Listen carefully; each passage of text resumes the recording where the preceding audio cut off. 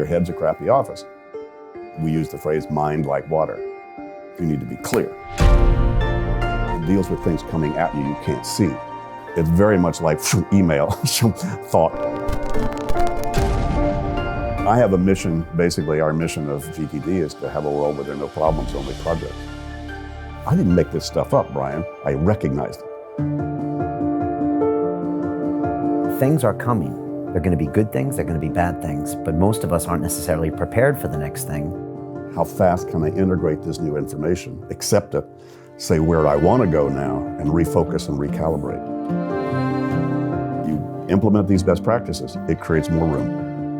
What you do with that room is quite unique to you. What about people that say they don't have time? Yeah, well, you find enough time to do something. You take showers and brush your teeth. Find time to do that. Why? You can't stand not doing it. The biggest issue most people have is they're just addicted to their stress. If I can help people feel more in control of their life, more stable, that will minimize their interest in doing those negative things. All you need to do is deal with what's in front of you presently with as much elegance and excellence as you can, and the next thing will show up automatically.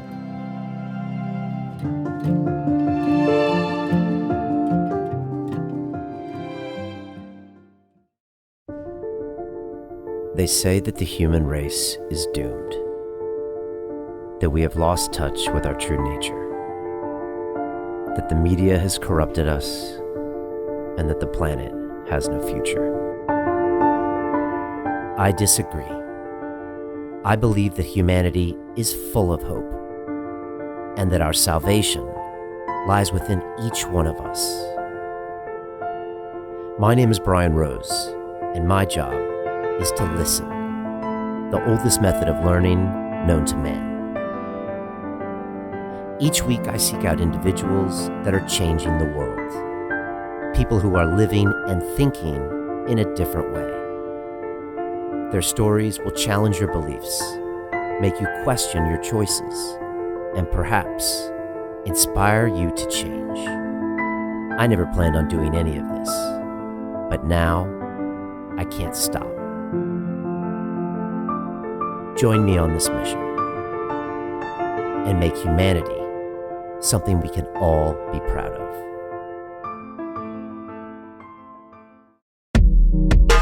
It turns out that your mind is for having ideas, not for holding ideas. And that's the whole concept that David Allen has with his Getting Things Done system.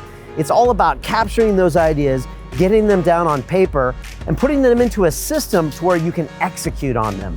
And the truth is this isn't just for CEOs and people on LinkedIn. This is for artists, for housewives, for anybody who just wants to move their life forward. And I love David. I use his system personally.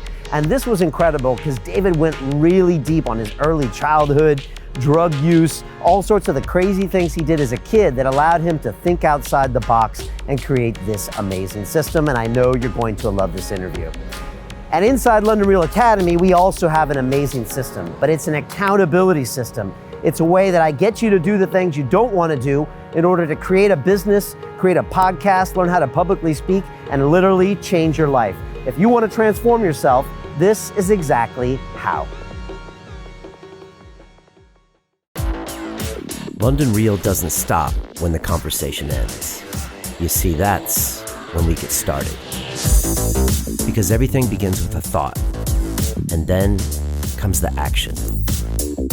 The London Real Academy is our global transformation platform. Here we bring together thousands of students from over 75 countries. Whether you want to build a profitable business from your passion, or learn to speak to inspire, or broadcast yourself with your very own podcast, or accelerate your life to become a high-performance person, we have the online accountability course and personal mentoring program that will make your dream a reality. Join us, and we'll take your life to the next level, together. Our next accelerator course is starting soon.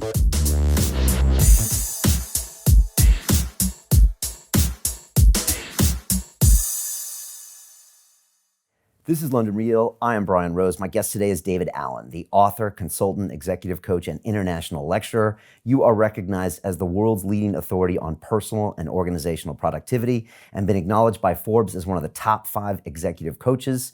Your best-selling book, Getting Things Done, has been translated into 30 languages, and Time Magazine has called it the defining self-help business book of its time. David, welcome back to London Real. Brian, delighted to be here. Thanks for the invitation again. Great to have you back. It's been just under 4 years. Amazing. You were the kind of inaugural guest in this new whole setup of ours, and your episode really resonated with people out there and a lot of our students in our academy and just everyone. So thank you for being there in the early days. Yeah, delighted. It was one of the better interviews of my 30-year plus career of talking about this stuff. Fantastic. Well, I'd love to go a little deeper today. I want to hear about what it's like, of course, to live in Holland, a little bit more about GTD and, of course, your upcoming event. But I wanted to start off and just ask you a question. What is a kid from Shreveport, Louisiana, doing, living in Europe, being recognized around the world for his intellectual property? How did that happen? Well, let's see. How long do we have, Brian? Time, I don't. I've always been fascinated by things that were cultural, things that were that had to do with forms. That had to do. In retrospect, let me back up a little bit. In retrospect, as I look back through my life, all the different things I got involved in and got interested in, they all had to do with tapping into something that we can't see, but that I intuitively knew affected everything we did and everything we noticed. There's something individual. You could call it whatever you want. Spirit, your soul, the God, universal energy, whatever you call it. There's something, I had a sense that there was something bigger. My first job was a magician at age 5. Charged 5 cents for a magic show I did on the sidewalk in Palestine, Texas, where I lived my first 6 years. And so, why was I interested in magic? Well, magic is about stuff you can't see, and it makes things happen. So I kind of always been interested in stuff like that. And I thought I also had the ability to actually studied acting. My mom gave me acting classes when I was 11. And because I used to come out and do comedy shticks for the family and so forth. And so she said, well, maybe be something that to support there. So we actually had in Shreveport at Centenary College a very sophisticated, actually, community theater. Semi-professional. In the summer, they would bring in pros from New York and San Francisco and other places to do the leads. And it turns out that I got my first role as playing Lewis in The King and I. So I learned to sing Whistle a Happy Tune and did that. And I fell in love with the theater, fell in love with just being in that kind of environment. So that gave me a taste of, and I met people from New York. I met people from sort of outside the South and outside of Shreveport, which was interesting to begin with. I also had a half-sister. She was my dad's daughter, who was quite a bit older than me, who had wound up marrying many considered him the intellectual chronicler of the Beat generation, a man named John Cleland Holmes. And John and Shirley, my sister, were good friends with Kerouac and Ginsberg and all of those people, of that generation, of the Beat scene itself. And they lived in Connecticut. John was a writer. And I actually got a chance to visit them. My dad died when I was 9, and so my mom took me on a trip to visit my sister in Connecticut. I'd never been there before. But then I got to meet, now you would say, the hippest of the hip in terms of artists and writers and intellectuals that would be visiting with them. So I got to spend 2 or 3 weeks in Old Saybrook, Connecticut.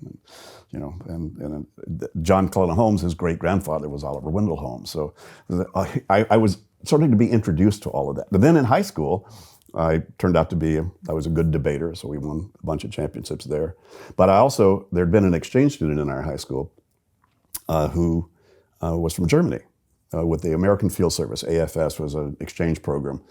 And at the time, there were not many Americans that went for a year.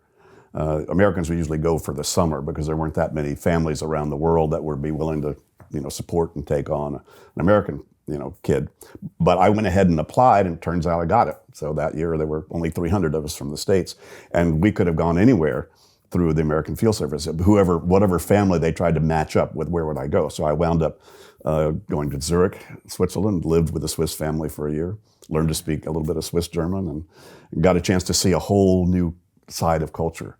I went to Real Gymnasium Zurich, where, a block from the Kunsthaus in Zurich, and I would go down and I'd have a beer in the Odeon Cafe, which is where Dadaism started, and it's where Jung, wrote, and then go to the Kunsthaus and see Monet's Water Lily. So, I guess fairly young, sort of surprisingly, I was able to kind of step out of the cocoon then of what one would think of, in a sort of conservative Southern culture. Right. And then I decided to go to a crazy little college. I didn't know what I wanted to do kind of when I grew up, but I came back from Switzerland with an interest in, I had thought maybe I would want to go into law, because again, that's sort of this sort of etheric sort of thing. And I came back actually after being in Switzerland with a very big interest in sort of cultural stuff. So philosophy and art and so forth was something that turned me on. My brother had gone, he was 4 years older than me, had gone to a New England, upper university, and it flunked out because he went into math and science, but he was really a jazz musician, and and I didn't want to go to a big university, maybe have the experience he did. So it turns out I got recruited to go to a crazy little college that was set up in Florida, in Sarasota, Florida, and I was in the second graduating class of this little college, and this little college was called New College, as in New College, Oxford, but New College of Sarasota, Florida. And it was actually a lot of really interested cultural supporters and education supporters with a good bit of money funded this college set up. No grades, design your own education. Sort of take yourself by your own bootstraps, and then use a great faculty, small student body. The dormitories we lived in, no rules, but it was the only building in Florida designed by I.M. Pei. And it was in the old Ringling Museum area. So I got a BA in 3 years, did a lot of independent study projects, hitchhiked across the Middle East as one of them in 1967. So by that time, I'd started to taste an awful lot of different kinds of things and different people from a lot of different cultures and different stuff. So I had a fairly wide range of stuff, and I got fascinated. I started out, I hope this is not getting too long for you. This is great. I started out interested in philosophy because I thought philosophers, and I tried to read Aristotle and Plato and then a lot of the newer philosophers. And I got a little bored because it seemed like the philosophers proved their original hypothesis with their original hypothesis. I thought, that's kind of a circle, But what got fascinating, I had a great academic advisor who was also the history professor there. And he turned me on to history of thought, history of culture, history of thinking. I got very interested in why those philosophers started with that hypothesis. Why did Kant start with that? Why did Plato start with that? What was different about that? And then I got turned on, fascinating book to read, which really impacted me a lot, was Oswald Spengler's The Decline of the West, which was sort of in the 20th century, early writing about, he was the first guy that sort of compared the Western civilization to the fall of Rome. That civilizations had their own life, a beginning, a middle, and an end. And he identified the multiple cultures around the world that had gone through these different lifestyles. Why did the Greeks not have a zero? Why did the idea of infinity only showed up in the Western civilization itself? So there were a lot of very interesting things about all that then affected, and also the college I went to focused people on a lot of sort of the cultural history. Why did the Baroque era, did the math, the science, the art, the architecture, the philosophy, the literature, all had similar themes inside of them? So I got fascinated by that. We didn't even use the word back then, paradigms, but really what I began to study or get fascinated by was cultural paradigms. The belief systems we have that we don't know we have that then are affecting everything we do, everything we express, everything we notice. So again, that was one of those, started to tweak this whole sense of that there's stuff we can't necessarily see, but that if you could get a hold of that, again, I'm probably the laziest guy you ever met. Certainly one of them. I find that hard to believe. Well, come on. If I could go boom and move that thing from there to there without having to physically do it, how efficient would that be? Right. So that the whole idea of being a magician, or like trying to find out how could I get in touch with whatever those things are, because if it is affecting all of us that much, if we could somehow get inside of that and understand the principles, say, well, that would be really cool. Right. Then we might be able to do stuff or understand stuff or perceive stuff or have a more effective, fun experience in life. Anyway, those were, I don't know that I had those thoughts in that way back then, but in retrospective, I look back on the track. So I wound up in intellectual history. And I got fascinated by the American culture. I did my bachelor's thesis on the decade of disenchantment, America in the 1920s. Which was funny because I did that in 1967 and 68. And of course, what was going on in 67 and 68. A lot of turmoil, a lot of mayhem. And all the hippies and everybody else, and everybody going, America sucks, and they were leaving the country and going to Paris and smoking dope and doing all kinds of things. Guess what? That was so American. That they were doing that in the 20s. It just wasn't quite the volume that they were doing in the 60s, but that's exactly what they did. That's exactly, and I was saying, these people think they're so unique. I said, it's not unique at all. As a matter of fact, it's quite American. So I got fascinated by all that. So I wound up in American intellectual history in graduate school. I got into Berkeley in 1968. Wow. And so you went to Berkeley for grad school? Okay, gotcha. Yeah. So you're already kind of looking into the matrix at this point. You're trying to see things that aren't there. The seeds of the GTD is probably being formed as far as you saying, well, what's happening around us? Yeah. Why are we doing these things? Why are we ruled by these invisible laws that we don't understand? Why we're behaving these ways? Yeah, I got fascinated by that. And then, I was studying people who seemed to be enlightened, and then I decided I wanted my own, And then I also sort of seemed to had the experience that I didn't think I was going to find that in academia, because that was what else could you do but be a history professor? I mean, studying intellectual history or a writer or something. And so I said, okay. And through lots of different things, went on. And of course, Berkeley in 68 was kind of heady time to be there, all that stuff going on. But I really wasn't part of all of that. I was kind of observing it. But at some point I just said, no, academia is not for me. And one day I just didn't go back to class.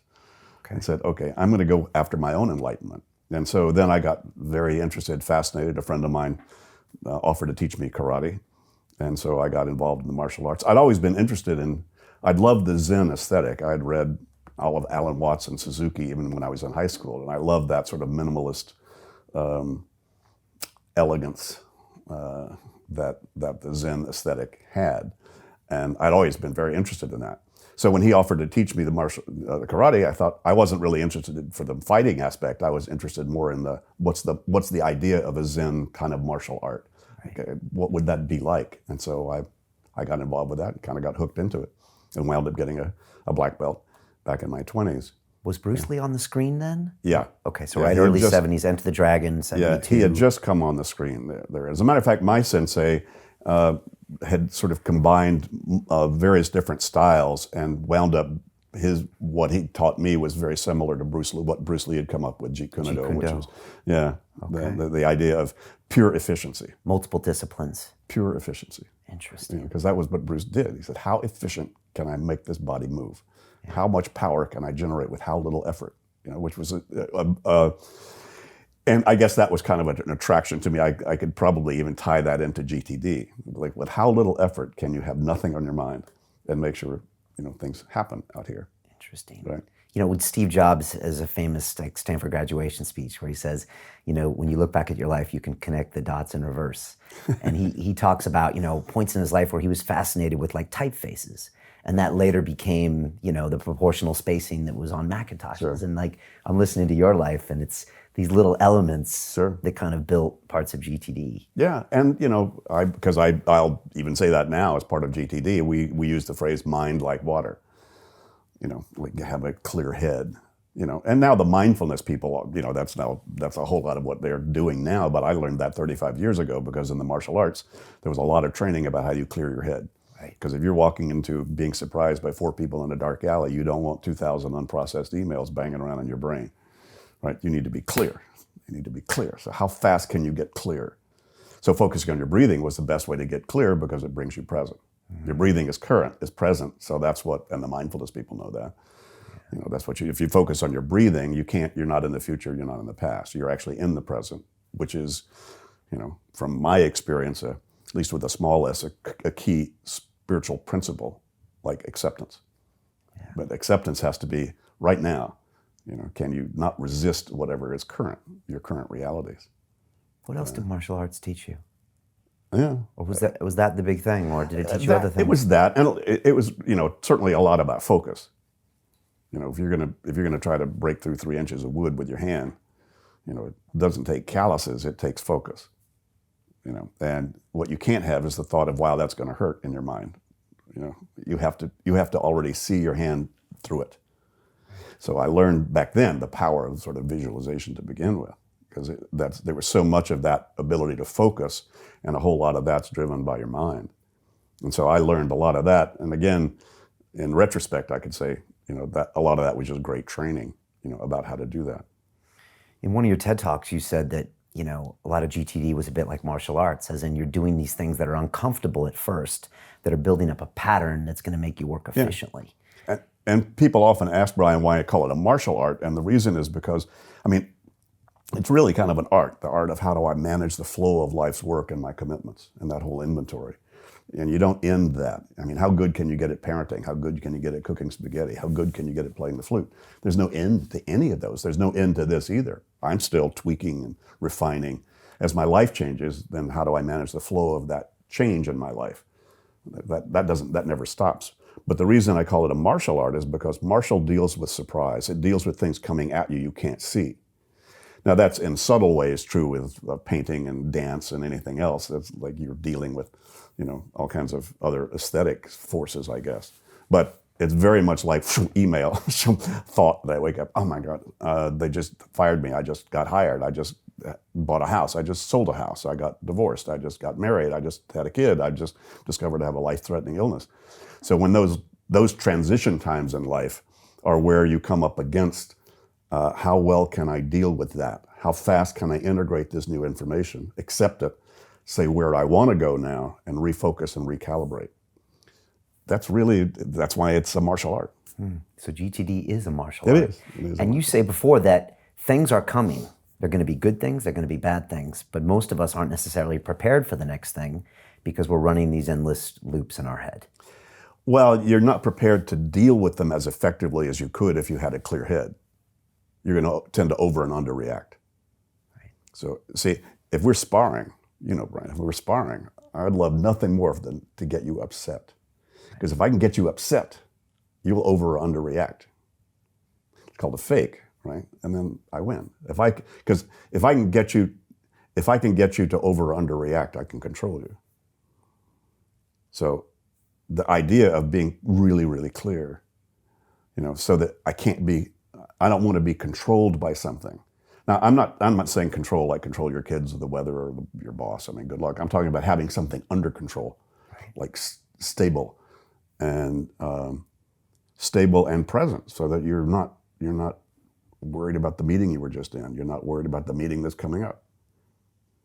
And that's what successful people do. They have it to where they can not under or overreact, and that's how they have quote unquote success in their lives. Well, I think it depends on what you mean by success. Yeah. Yeah, sure. I mean, there's success. What does that mean? You know, does it mean happy? Does it mean just achieving desired results? But you know, if you go on a vacation to relax and you don't relax, that's an unsuccessful vacation. Right. Right. So if you're talking about, I think the people who are usually the most effective, certainly the ones nicest to be around, the ones that are not over or under reacting, and they're just present. You talk to them and they're there. Yeah, it's big and popular now, the meditation, the presence. But this is something that you've been thinking about for, you know, 10, 20, 30 years.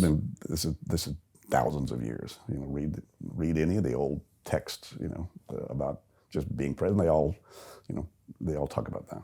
Yeah, and if you look at, some fighters, I watch the UFC a lot, mixed martial arts, and a lot of times the fighter will try to get in the other fighter's head, and again, get them to overreact or underreact, and you can see it plays out right in the ring or in the cage, and it's a bad night for them. And so that's why people should think of their lives that way, as in if they can be in that present state, the non-emotional, non-reactive state, then they can handle what's coming at them in the way that they want to do it. Yeah. Okay. And that there's a lot of what I uncovered as I was getting into all of this. And I probably should complete that story just to bring you up to date, because after I dropped out, got martial arts, then I got involved in both my spiritual explorations, meditation, spiritual practices, people, that were involved in sort of understanding multiple levels of the universe and seemed to have quite a knowledge of how to do that. And then I had my own personal experiences that validated a whole lot of what I had so kind of intuited all along, which is, hey, there's a bigger game out there than we can see. And it's in all of us. We're all engaged in it, but you don't have to wait to die to find out what it is. What was that experience? Was this? Oh, I had many of them, but they were an awful lot about sort of letting myself kind of go out of the body and be and see things in another way from a whole different perspective, it was not drug related. It was really just more the ability to be able to do that. And a lot of it kind of happened, not that I was that conscious of it. I had a great spiritual coach, really, a guy named John Roger, that I worked with. I explored a lot of different people and a lot of what they were doing, tried a whole lot of different things, ran across John Roger, and this guy seemed to have gone down the path that I was on, but a lot further than I had gone. But he was the kind of guy that's, you meet people like that. The way he talks, he doesn't really care if anybody believes him or not. He just knows the truth of what he was doing.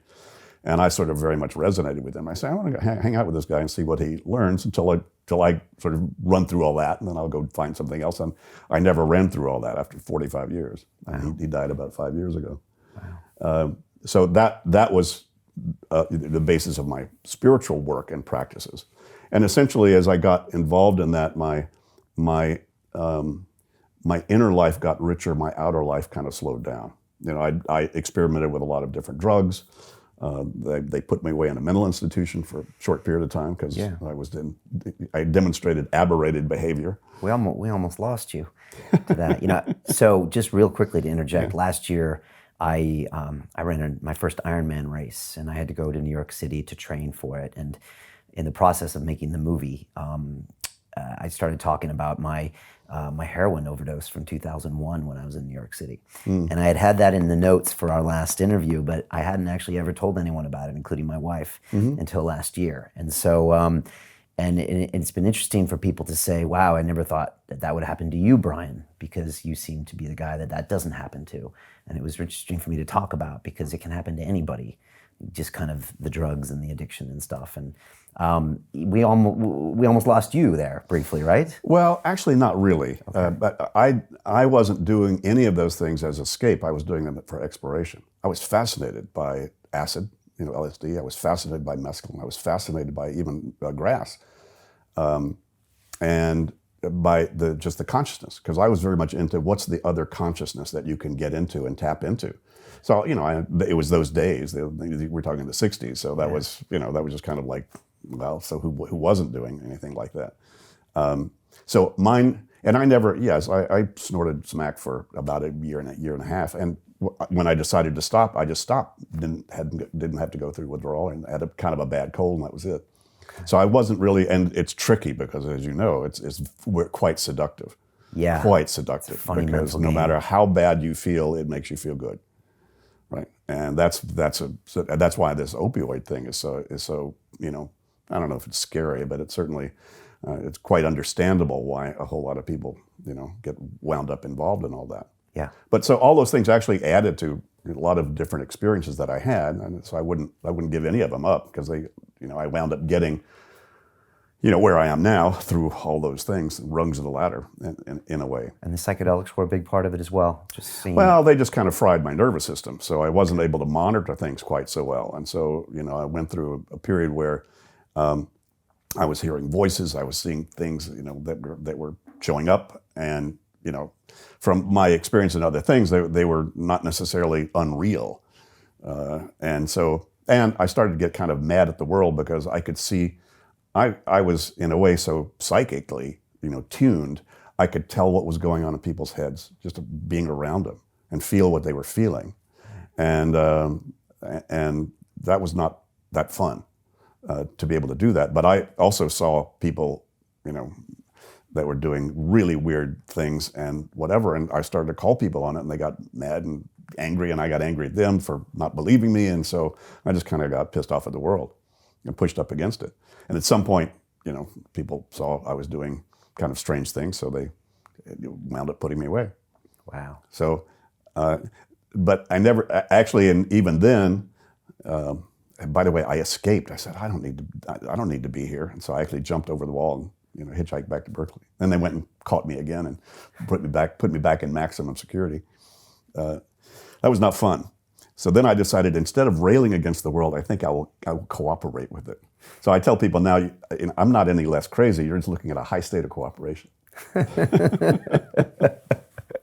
And so how did this turn in to, I guess it was one of your first corporate gigs, which turned into GTD. I mean, what are those next 9 years like? Well, 10 years like? Yeah, this was 71. That's when I got sort of involved in the spiritual work, and I was more interested in the spiritual work and the inner work. I was certainly clean by that time and not doing. I wasn't smoking. I had my last drug I took in December 1971. So I haven't done anything except good wine since then. In terms of any of that. So I was cleaned up, had a job, was more interested in sort of exploring now what I had tasted and how to find that. And I had some very good reference points, that had to kind of go back. It's kind of like the drugs let you come up here. My coach described it this way. He said, drugs let you get close to what it is out there, but there's a glass wall between you and it. And he said, in order to get to that, he said, you were able to see some of that, but to get to that, you got to come all the way back around, and come around it from this side. You can't get through that. Right. So I stopped everything. I said, okay, because I'd actually tasted, how powerful that was. And, I wanted that. So I wasn't that interested then in the material world. And I'm not a rice bowl and cave kind of guy, and, I was more like into, good wine, and pretty girls and, all that good stuff. So I said, well, not sure what I want to do, but I had to pay the rent. So they weren't paying people to do this inner work, right? Right. So that's when I wound up being a good number two guy. So I helped a lot of people start their own businesses, and that's how I started to get into that world. Also got involved in 1978 with the start of Insight Seminars, which was one of the sort of intensive 5-day personal growth seminar experiences, experiential training work, came out of the genre of EST and actualizations of LifeSpring and that genre in the 70s, which was big in the, back then, a lot of that was huge. And I actually became a trainer. I got fascinated by it, and it was quite powerful for me to experience. And I said, that's the kind of work I want to do, that work that is transformational for people, that truly allows them to sort of experience a lot more of who they really are and step free of a lot of the bonds that people have put themselves in. And I actually saw that experience, and I got trained as a trainer. It was all avocational. I wasn't getting paid for that. But then in that personal growth work, the corporate world actually was starting to get interested in that. And especially people in human resources and organization development and so forth that were more of the humanistic type in the corporate worlds, they were taking EST and actualizations and LifeSpring and Insight, which was the company I was working with, and said, God, this is what we need in our company. We don't need another strategic plan. We need people to be honest and nice and talk to each other and be real, and and all those golden goodies that were the result of personal growth, the good personal growth kind of trainings that were there. So I was very involved in all of that. Had a lot of experiences with agreements. As I mentioned, that was a huge part of not a huge, but it was a significant part of that training, was understanding the power of agreements that you make with yourself or with other people. And when you break an agreement, what happens? There's an automatic price. Trust disintegrates. Your trust of yourself and the trust of anybody else that you happen to have made agreement with.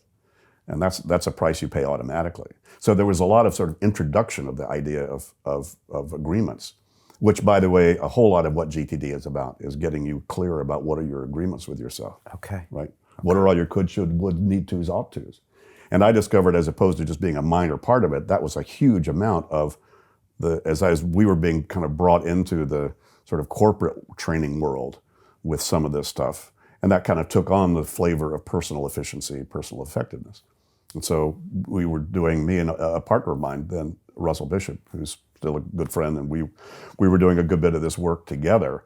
We started a sort of consulting wing of this personal growth training company and did quite a bit of very interesting work in some of the big corporations. But the time management piece, that was starting to be sort of a big thing. This was the early 80s when that was starting to be kind of a thing out there. There were personal planners and time management trainings and those kind of things were showing up. And at the same time, I'm going to go a lot of vectors here. At the same time, I started my own consulting practice. After helping all these people, manage their own businesses, I'd just show up and, get a job with my friends who were starting a restaurant in LA, and I was chief cook and bottle washer. A friend of mine had a landscape company, so I helped manage his landscape company. I sold mopeds. I had a vitamin distributorship. I managed a service station. We did car restorations. I mean, that's where glass blowing too. Glass blowing, absolutely. Yeah. And these agreements, like, would you go in? What are some of these agreements that we make with ourselves and with other people? I need cat food. I need a life. Anytime you tell yourself, I want, could, would, should have something different than it currently is, and you've now got a relationship to that. You're now engaged with it. Whether you admit it or not, you will eat that. Eat it meaning you've put the karma in motion. You say, I need to, would, could, should.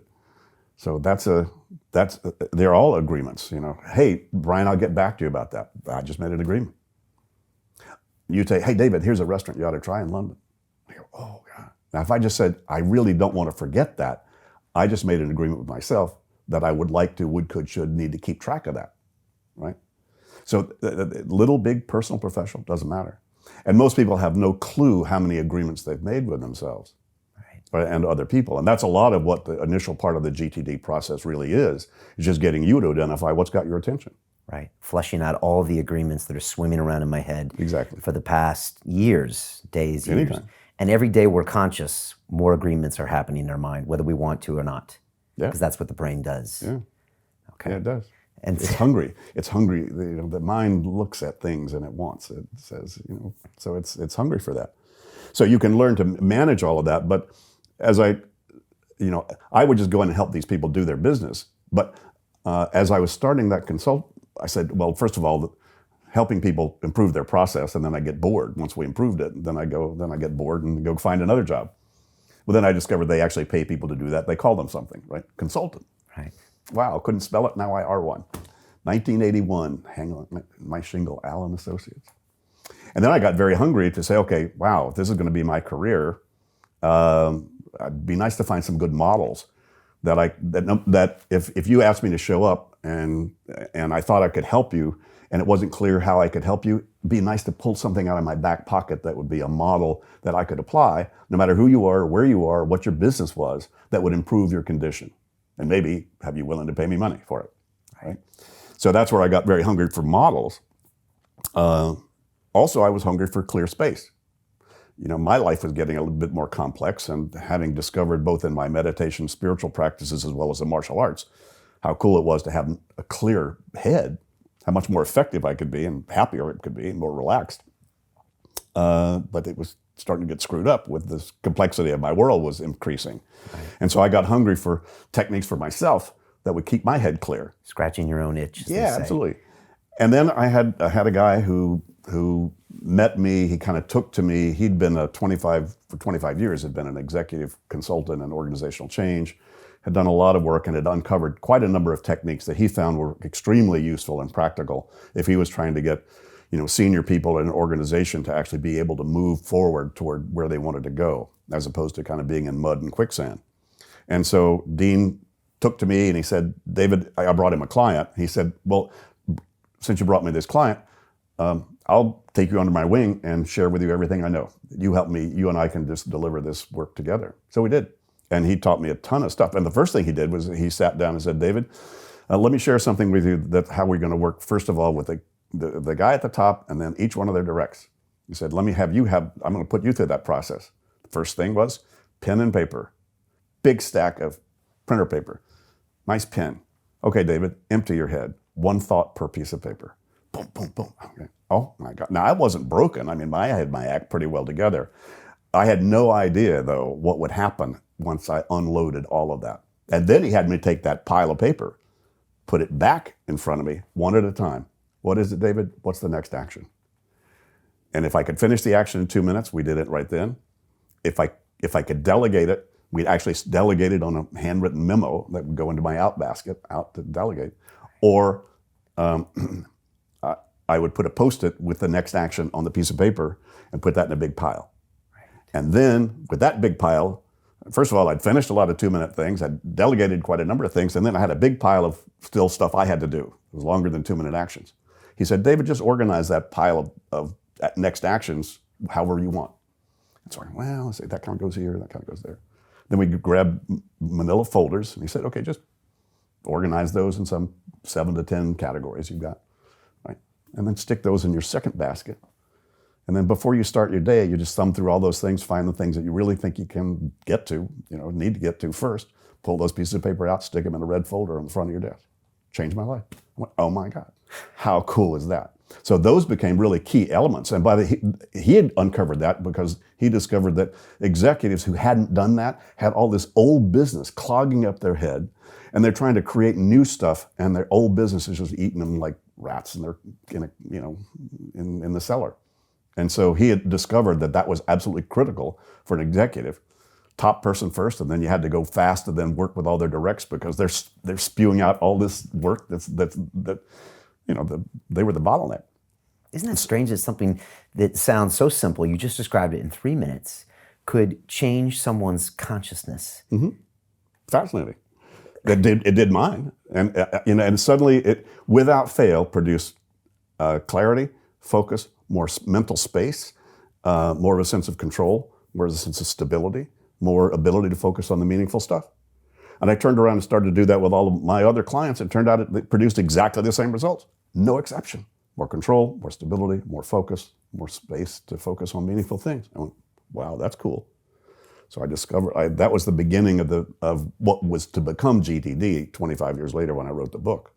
It wasn't GTD then. GTD was just the shorthand for getting things done, which was the title of the book. Right. But it became the system. Became the system. And it works because, also the same time in the 80s is kind of when computers are happening.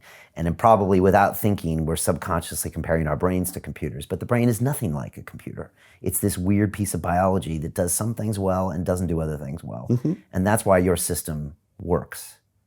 Well, now, and if you've read the new edition of Getting Things Done that I did a couple of years ago, I put a final chapter in there on the cognitive science research that's shown up since I wrote the first edition that's basically validated the fact that your head's a crappy office.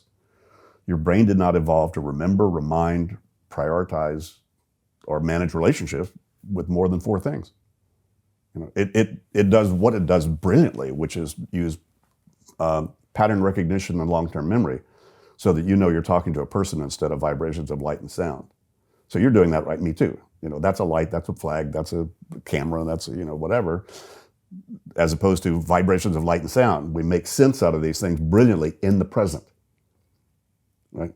Because that's how we survived on the desert and the savannah and the jungles and whatever, in the present. That's a bear, there's a snake over there, oh, there's berries to eat. Right. Yeah, we do that extremely well. And this is purely an instrument of survival, isn't it, by definition? And it does that extremely, and computers can't even come close to that yet. Right. They're starting to.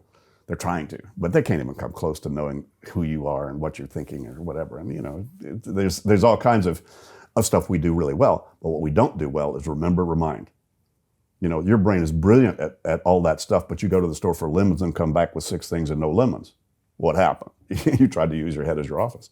And most people probably watching or listening to this are still using their head as their office to try to remember, remind, prioritize, and manage relationships with the multiple things in the complexities of our lives.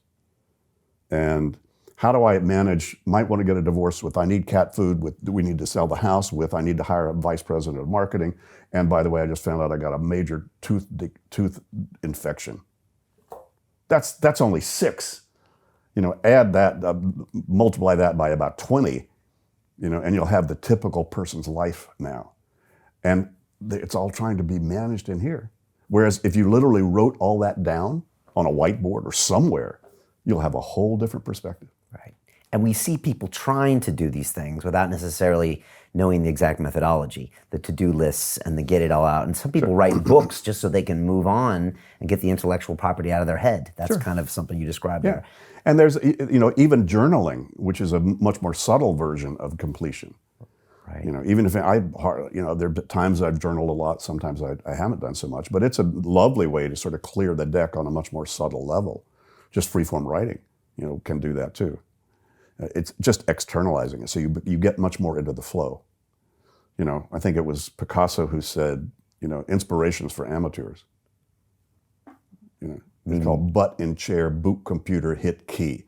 If you're waiting to get inspired for the book, you'll never write it. You just need to write for an hour a day or 2 hours a day. Get in there. Butt in chair, to sit down, engage, get involved, and start to externalize your thinking. And then you'll find your thinking will mature and expand. So on that note, the word procrastination comes up a lot. What do you hear when you hear that word, and what do people think it means, and what does it mean? Because what you just described there, some people would say is procrastination. Well, usually in my experience, people procrastinate for one of 2 reasons. Either the thing is not motivating enough, not interesting enough. Somebody just told you to do something, and you don't really care that much. Maybe I should, but I don't really care about it. So there's no juice in it to begin with. Or you don't feel comfortable that you can engage with whatever the thing is successfully right on the beginning. Right? The fear of losing control is the greatest human fear. Control is the master human addiction, by the way. Right? People are killing themselves and each other as I speak right now just to maintain or achieve a sense of psychological control. It's that powerful a driver of human behavior and experience. And in our, as normal folks, the way that fear of losing control, I doubt if you woke up this morning, Brian, and said, gee, I can't wait to be an incompetent jerk today. Right? Me neither, right? So you don't want to engage with something that you feel like I might be an incompetent jerk about this. And why do we want control so much? Because that was our survival in the past? I don't know. Okay. I don't know. Because of dealing with the rest of the monkey clans, or who knows? Who knows? But we are addicted to it. So when we see something that has the chance of us not being in control, we shy away from it. That's true. And that's why GTD helps a lot, because if you can break it down to the very next physical action required on this thing, pick up phone, punch number. If you could just focus on that, some part of you feels, well, I can do that. So it lowers the barrier of entry tremendously. But if you don't figure out what the next action, there's a void between you and it, right? You don't know. So I need to set a meeting. How are you going to set the meeting? I don't know. And you'll procrastinate about setting the meeting because you haven't decided that's an email to send, that's a phone call to make, or that's just a face-to-face conversation. If you made that decision, then it's like, oh, I can go do that.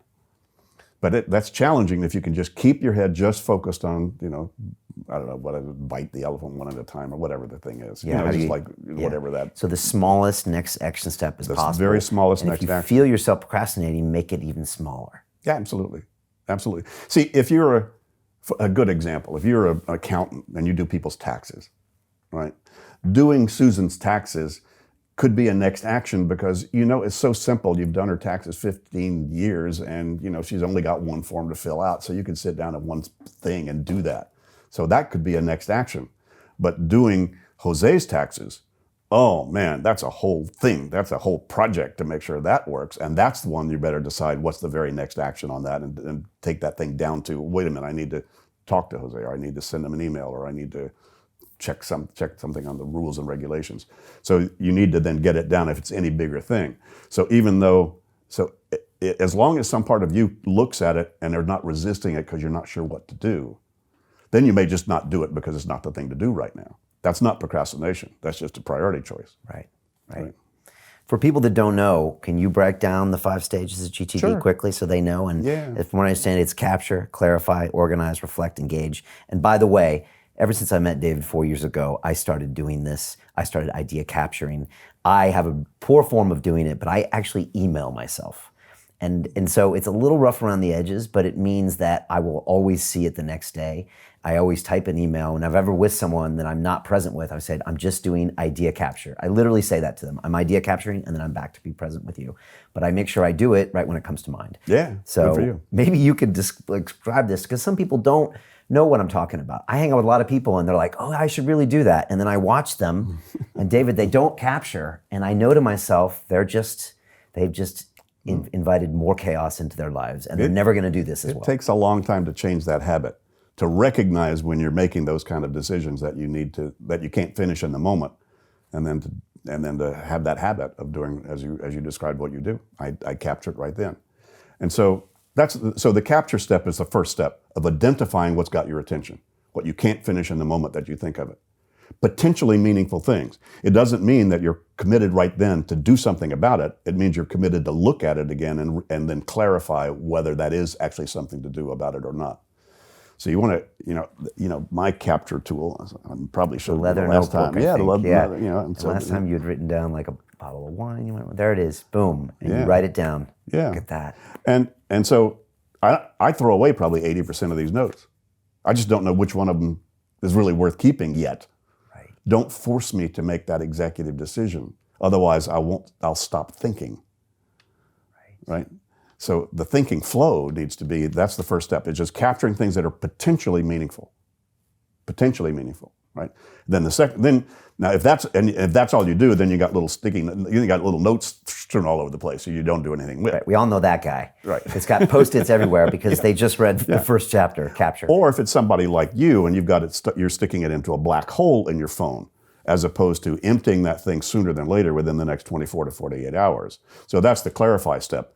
Once I've captured it, then I can't let this lie fallow very long. I need to then make sure I clean this up so that this stays nice and clear, ready for the next capture, to go on. So then the clarify step is it actionable? Yes or no? If no, you toss it, trigger it for a later reminder, or file it as reference. If it is actionable, then you just ask yourself, look, what's the very next action I need to take on this? And if that one action won't finish it, then you've got some outcome you need to track. So action and outcome then become the clarifications of what people have on most of their lists. So most people, even though they make a list, still haven't gone to the next couple of steps, which is clarify and then organize the results of that thinking. They've got things on their list like mom, or bank, or doctor, or college, or, well, great. Well, they captured something that's got their attention, but what the hell are why mom? Yes, they had one. Why is it on their list? Her birthday's coming. Right. Well, what are you going to do about mom's birthday? Oh, God, I don't know. Right. How do you find out? I should call my sister. Great. Call sister, Ray, mom's birthday. That's the clarification step. Then if you can't call your sister right then, better park some reminder to call her when you're at a phone and have time. Otherwise, it's back in your head. So the first 3 steps of those 5 are really the critical operational steps, which is capture, clarify, and organize. What you can't finish in the moment. Step 4 is critical then to keep the system going and to use it well, which is I need to then review or reflect on what's the content. When I go out for errands, show me the 6 errands I need to run that I've decided. When I talk to my life partner, show me the 4 things I've said that's the next step, is to talk to him or her about the business of life stuff. So you need to then make sure you use this inventory that you've captured in an appropriate time and place. Otherwise, you won't trust it. And the whole point is to have a trusted system so that once it's there and you'll look at it at the right time, it's off your mind. Right. And those are all required steps. And you have to build this process so you trust it. And that's why it takes a little bit of time to get that clarity and presence back. It does. Okay. Some people say, well, David, I did all that, but this stuff is still on my mind. I say, when did you do that? They said 2 weeks ago. I said, give yourself 2 months. Otherwise, your brain still won't trust it. Because it doesn't trust itself. Doesn't trust you're going to really look at it again. Right. Okay. So you have to prove to yourself it's a system of organizing and reminding yourself a system of it. So that then allows the brain to just free and be flowing because it's confident that it's handled. And anybody watching or listening to this right now that says, wow, that's too complex. Do I really need to do that? Do you have a calendar? Do you have a diary? Why? Well, my brain can't do it. Right. And why is 2 weeks from Wednesday not on your mind? Because it's in a system I trust I'll look at the right time. So you're already doing this, right? You already have a lot of examples. I didn't make this stuff up, Brian. I recognized it. I recognized the fundamental best practice behaviors that allow the mind to be able to let go of something it does not do well at all. Right. So high performance people, or whatever we want to call that, have probably been doing this maybe for hundreds of years, but you saw the best practices and put them in place to where we can do it now, especially with writing utensils and these kinds of things. Sure, and our life is a lot more complex. Right. Do you think in a way. I mean, I think Ben Franklin's life was probably just as complex given all the things he was doing, and he was a huge list maker. Right. Do you think Ben Franklin and Alexander the Great and Gandhi were actually probably pretty decent GTDers without knowing it? Yeah, probably in their own way. Yeah. Probably had a way of delegating, making those things happen, because otherwise they couldn't have had those big ideas. Well, now I don't know that that's true. That would be a little unfair. I think you can have all kinds of big ideas, even though you're overwhelmed and depressed. Yeah, but they're known for executing on them, right? Yeah, they may not have I don't know. I'd have to be there. It's kind of unfair to generalize too much about anybody. Okay. And so just to give people an example, I could be walking down the street and I could capture 3 ideas. One could be, I need to get married. One could be, I need to pick up tomatoes at the grocery store. And one could be, I need to start working out more. I mean, now those are 3 just very general, normal ideas. So I would ideally now with this new system, capture them all, write them all down, and then go to the next step and start putting them into this process of clarifying next action step and all of that stuff. Yeah. And it's really that simple to start.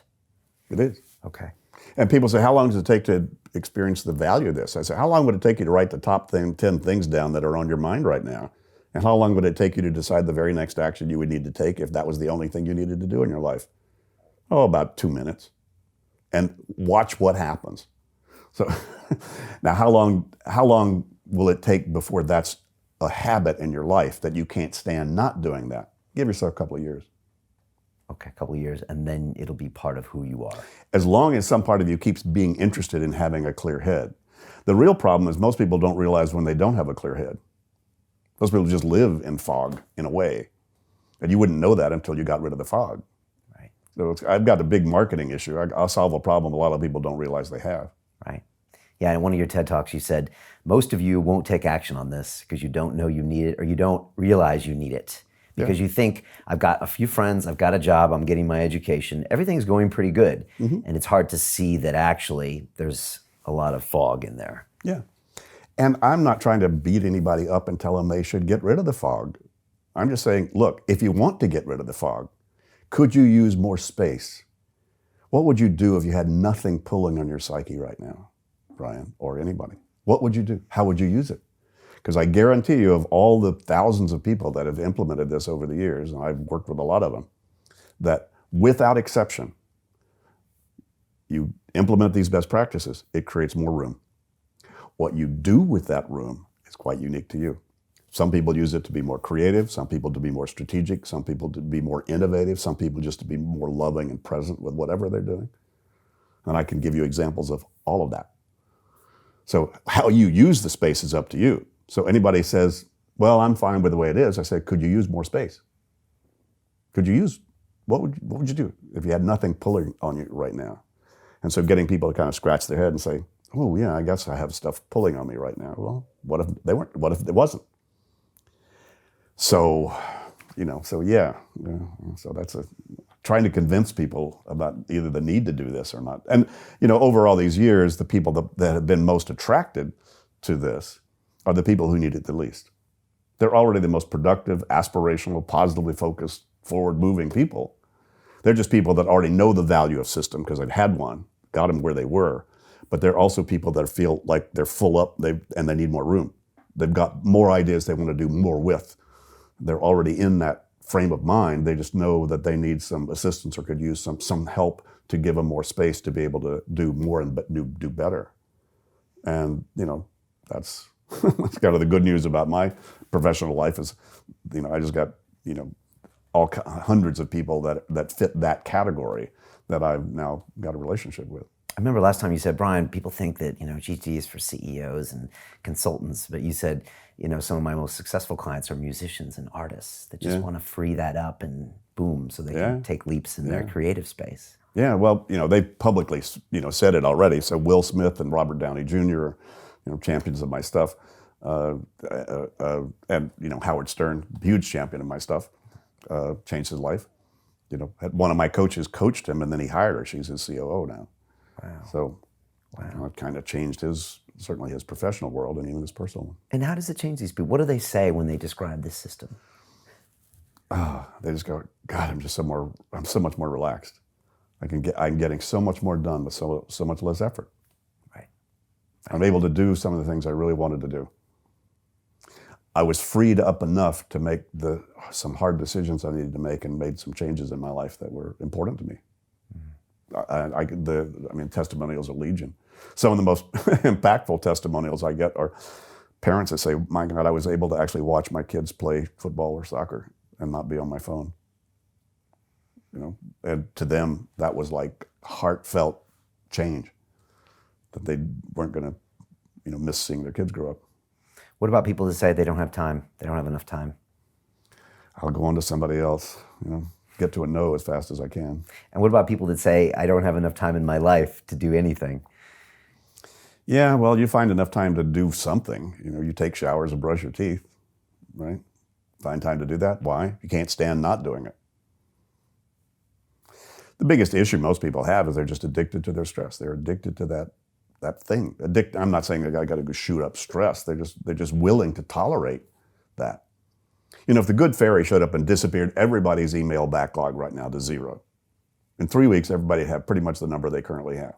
It's not about volume. It's about how many things you're comfortable not capturing, clarifying, and organizing before you do something about it. And some people have 3,000, some people have 300, some people have 30. I'll have none. It's never none because there's always stuff coming in. I don't take a shower 24 hours a day, but once a day, I clean up. And the same thing with all that stuff coming in. So changing, sort of raising the bar in terms of how much uncaptured, unclarified, unorganized, unreviewed stuff are you willing to tolerate? Because the bigger that volume is, the less you're going to be able to deal with surprise, back to our earlier topics. So that's why when I'm not doing anything else, I'm cleaning up because I got something coming toward me I can't see. And when that hits, I want as small a backlog of uncaptured, unclarified, unorganized stuff so that I can have a clear head and be very present with now how to deal with that new thing coming at me, no matter what it is. Are some people always busy being busy? Yeah. Yeah. And that is because maybe they're addicted to that stress, or also without the stress, sometimes their mind gets to expand and think about things that they don't want to necessarily deal with. Well, the busy trap is... I'm guilty of this too sometimes. Yeah, the busy trap is usually because you're feeling out of control and unfocused. And if I work harder, faster, longer, I'll get off my own back. Sorry, that's my experience with that. Yeah, which is a lie to yourself, pretty much. Yeah. And sometimes there's nothing wrong with being very, very active, as long as that's okay with you, and as long as that's what you need to do. But we know now, and again, this is a lot of new cognitive science stuff of the last decade or so that showed up that says your brain had better rest, otherwise you're going to sub-optimize your cognitive process. If you're not taking a nap or in the afternoon or getting 8 to 9 hours of sleep a night, you're not as smart as somebody who does. Simply because that rest and relaxation is critical for the brain to move into its archiving function, which has to stop this conscious mind thinking. So even if it's just every 90 minutes you get up and walk around, and go have a cup of coffee or just go out and smell the air or something like that. Just daydreaming is great stuff. I used to think, well, I like sleeping a lot. I sleep as long as I can, and I thought I was just lazy. Now I'm just now smart. You're archiving. I'm archiving, dude. Right. But it is how you learn, because without that, then all that new input is lost, right? If you don't have that rest and sleep. Yeah, it is. I guess it's not optimized. A friend of mine now, Theo Companoli, who's a brilliant guy in Brussels, who's a practicing psychotherapist and psychologist and an executive coach now, has written a great book called Brain Chains, and a lot of it is about. He's curated 650 of the major cognitive science research papers and projects that have been going on, and sort of curated all that into this book. And it's kind of a big rant about the fact that, kids are not letting their brain go very deep because they're staying, in the social media game, and that people are not giving themselves the permission to do what they need to do so that their mind is as fresh as it needs to be. I mean, you wrote the book in 01. It got re-released in 15. I mean, the last 5 years, technology it's changed the game with people. What do you see now technology doing besides what you just said? And can there be helpful ways that technology can get us to GTD better? Or is it something that we really have to look out for attention spans, for brain function? There's not much new under the sun, frankly. I'll kind of push up against that thought. I mean, the word processor changed the game. So did spreadsheets and relational databases. Those were game changers. We think differently. We act differently because of those. Because of those. Everything else, for the most part, is just speeding up and volume. Right, but also sapping our attention.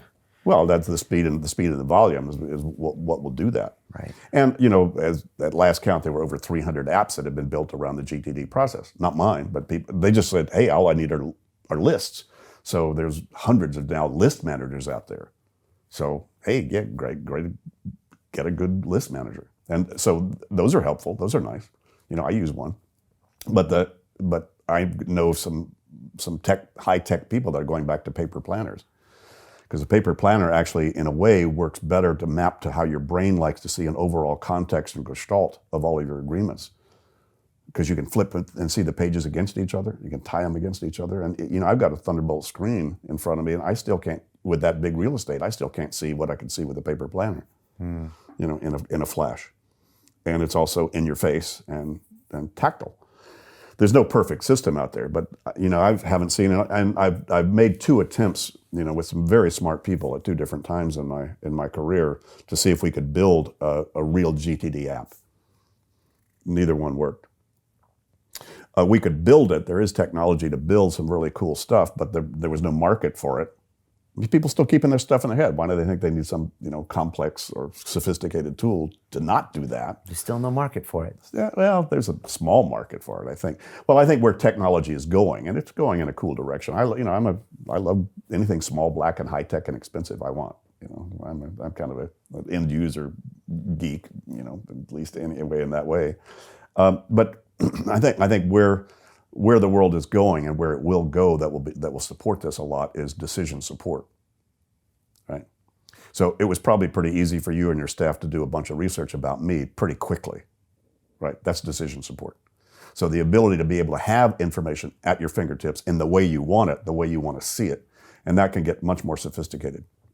Okay. I think some AI may be going in that direction in a cool way. It says, gee, Brian, every Friday afternoon by 2:00, you tend to want to go and have a beer. Would you like one now? Because you tend to have some really good ideas after you have a beer, and you're ready for a beer, and then you go, yes, and the refrigerator opens and it comes out and pours it on a glass. I don't know. And so that's how tech could help also this GTD system as well. Okay. Yeah, well, GTD is really about decision support anyway. What do you decide to do? Well, let me look at an inventory of all the different things that are my options. Right. Going out for errands. What do you want to look at? How about all the errands you've ever said you need to do? That'll help. Right? Yeah. That's decision support. So really all GTD is creating the appropriate maps. It's just that, in the future, you'll walk in the room and say, David Allen, and then I'll show up as a hologram, right? With all the connections you've ever made to me before, you'll be able to go tap that and see where that goes and tap that and see where that goes, and you'll be able to then integrate all that. But you were able to program how you wanted to see all that and where that data came from. So fairly recently, I worked with a company for 3 years, a really sophisticated group of tech folks, to see if there was a new technology ready to be able to handle, that kind of thing, what was new and what can happen out there. The problem is you don't need one app, you need a dashboard. Because if we could build one app that handled your email, your calendar, and everything else, so that you could put it all in one database and then be able to then curate that however you wanted to see it and bypass programmers to be able to do that. That's what these people were sitting on as a technology. But the problem is If you're trying to build a dashboard like that, you're not going to give up Evernote or Dropbox or WhatsApp, right? You're not going to give those up. You'd love to have something that integrated all that. But as it is, you got to be pretty labor intensive about which one of those you go look at and do what with, and where do you put what. You still are going to have to do that. So the future might be, and I think probably if you had enough money, you could build what I'm talking about right now. But again, who thinks they need that? Right. So who's going to fund it? Right. But maybe someday that would be the ultimate integration device. Yeah. And would simplify all of our lives potentially. Potentially. Potentially.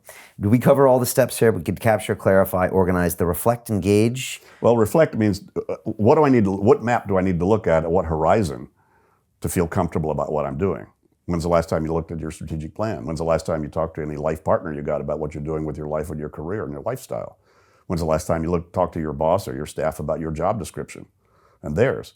So there's a lot of these maps that you might need to look at to make you feel a lot more comfortable. So review can take on a review every few minutes, what's on my calendar. They review every hour or so what the WhatsApps and the messages that I've gotten in my phone. It may be every 2 or 3 days I need to look at my calendar for the next 3 or 4 days, see where I'm going. It could be any of those multiple horizons that we've identified that you have these commitments at. So then you just need to make sure you're looking at which map I need to see at the right time, so some part of you doesn't feel anxious that you might be missing something, right? Yeah. So building a map room is essentially what GTD is, and that's the reflection process. And then step 5 is just once you look at what you look at, what are you going to do? Going to have a nap? Going to have a beer? Going to write a business plan? You want to what do you do? So you engage your activities and your thought and your focus based upon an analysis of that gestalt. Okay. I like the week in review. That's a powerful day. Oh, huge. You do yours on Sunday? I do mine whenever I feel like I need to do it, and that's usually about every 7 days. Okay. Yeah. Okay. I don't have weekends, weekdays. It's all kind of the same thing. But it's a nice time just to kind of look back and just give yourself a report card on what's going on, what did I ignore, what probably is important, what's not important anymore. Yeah. It's important. And the 7-day thing, several years ago, and I forget the source of it, but I read that your brain, if you tried to remember what went on in a meeting, as long as it wasn't longer than about 7 days ago, you can recreate that very well. You let it go 7 or 8 or 9 days, it's like looking for a needle in a haystack, because your brain tends to dump a lot of that peripheral contextual information every 7 to 8 or 9 days, apparently. So there is a good reason to build in a kind of a weekly, bring up the rear guard kind of an event. Okay. So we've just found that over the years, and that's what makes this stuff stick. You do a weekly review like you're talking about, your system will grow and expand and be rich and creative. You don't, you'll fall off this wagon. What's the 2-minute rule? Yeah, once you figure out what a next action on something is, if you can do the thing in 2 minutes or less, you're just a lot more efficient to do it right then. It'd take you longer to track it and look at it again than to finish it when it's in your face. And technology has probably definitely helped with that in 20 years, because you can do a lot of things in 2 minutes now. Send the email to the personal trainer. That's true. Book the hotel maybe in 2 minutes. There's less excuses. It's true. It's true. And a lot of people mistake that, well, God, if I did that, I'd spend all day doing 2-minute things. I go, I don't have a backlog of 2-minute things. They were done when I first showed up. And you also don't, and a lot of 2-minute things are quite strategic, by the way. Once you figure out your next action on something, many times those are very quick things you can do. And usually the 2-minute rule comes in the 1 to 2 hours a day that I'm actually processing input. It's not, I'm not stopping my work when I'm doing work. We're not stopping this to do 2-minute things. Right. We're doing this right now. It's just that whenever you and I go back and, okay, I need to catch up on email or whatever, that's when I'm going to be, handling the 2-minute stuff and getting them out of there. Right. Yeah. And how have things been the last 10 or 15 years? Since you wrote the book, I know that at one point your company was growing, and then you said, you know what, I kind of want to contract it. And I went to one of your classes here in London, and it was some great people teaching your IP, but you weren't there.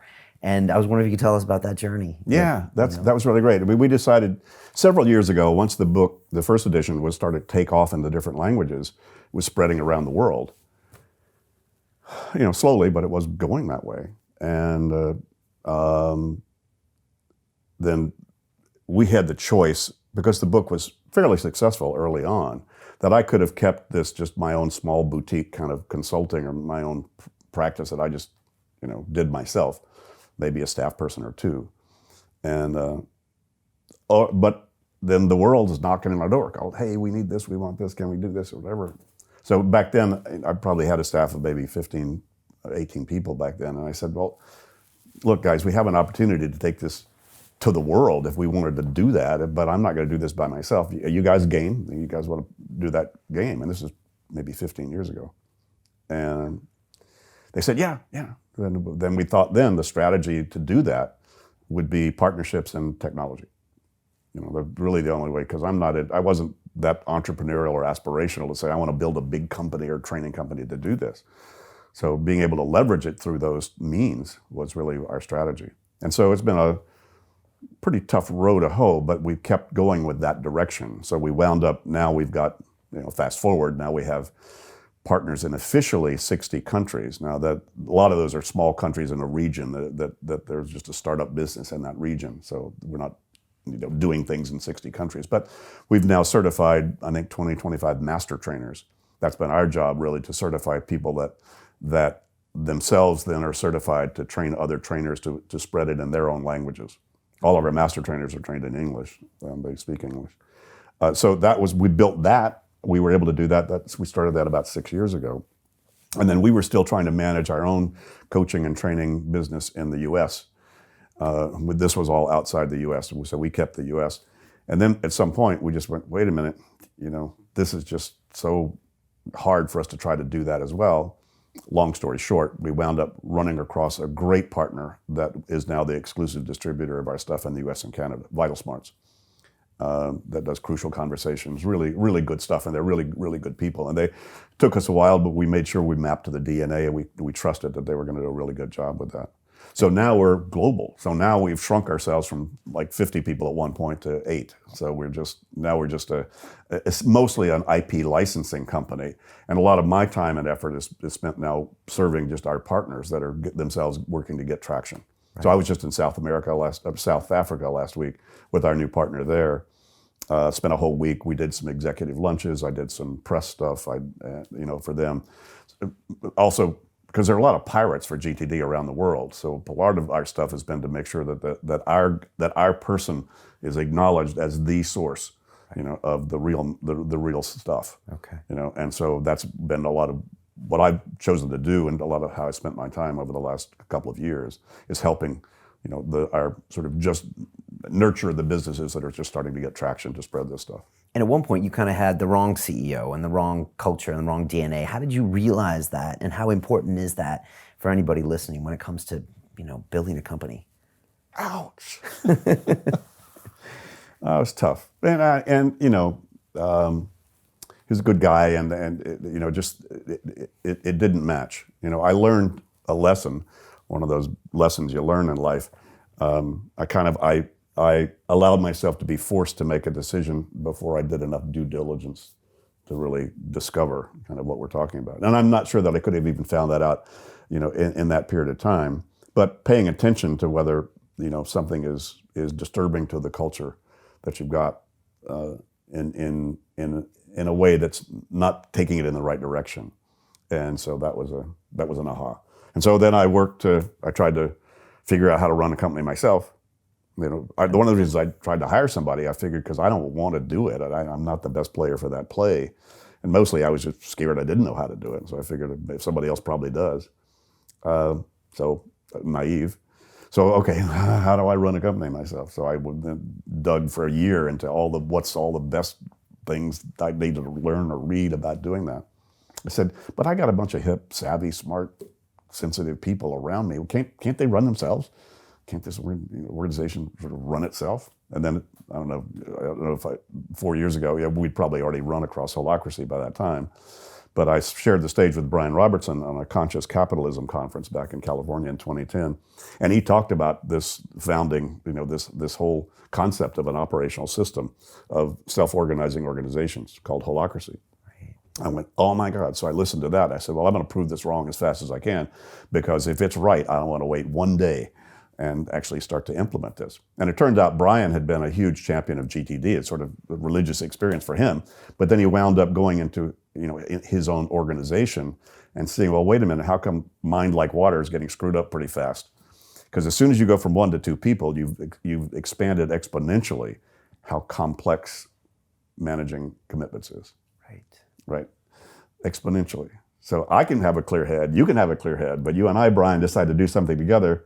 Is that yours? This is mine. What exactly? What? And so being able to then create, forms of communication so that that organization can start to recognize the tensions and what tensions are showing up in an organization, have those recognized as soon as possible, as rapidly as possible, and then be able to be resolved as effectively as possible, as fast as possible, at as low a level as possible.